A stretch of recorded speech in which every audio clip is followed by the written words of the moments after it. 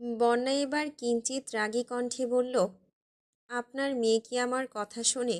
কি নিয়ে গাল ফুলিয়েছে কে জানে।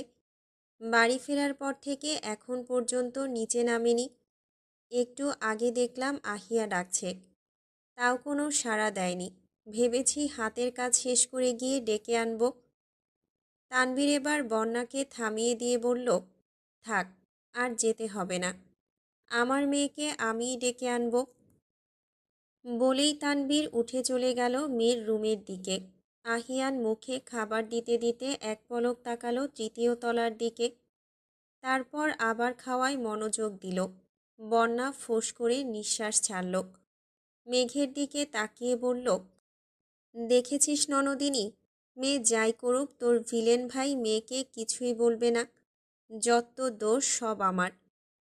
মেঘ তরকারির বাটিটা হাত থেকে রেখে বন্যার কাঁধে এক হাত রেখে বলল, এভাবে বলিস না বেবি, তুই তো জানিস ভাইয়া মেয়েকে কত ভালোবাসে।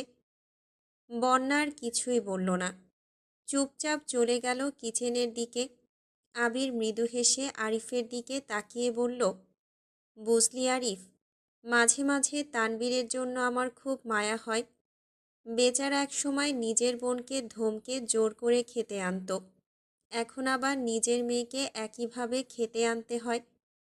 হঠাৎ আহিয়া হাসতে হাসতে বলে উঠল, এক সময় দেখা যাবে নাতি নাতনিকেও এভাবে খেতে আনছে মামা। ওর কথা শুনে আহিয়ানের গলায় খাবার আটকে গেল। খুক খুক করে কেসে উঠল।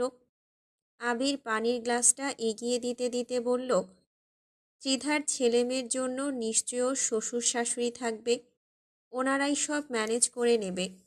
মাঝে মাঝে এই বাড়িতে আসলে সেটা অন্য ব্যাপার।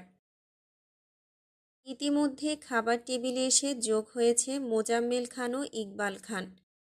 আলী আহমেদ খানের শরীরটা আজকে ভালো নেই, তাই তার খাবারটা মালিহা খান রুমেই নিয়ে গেছেন। প্রায় 5 মিনিটের মাথায় তানভীর মেয়েকে নিয়ে নিচে নেমে এলো। ত্রিধা চুপচাপ চেয়ার টেনে বসল। চেয়ারের ঘর্ষণের শব্দে আহিয়ান তাকালো সেদিকে। দুজনের চোখাচোখি হতেই ত্রিধা চোখ নামিয়ে নিল। আহিয়ান লক্ষ্য করল মেয়েটার নাকের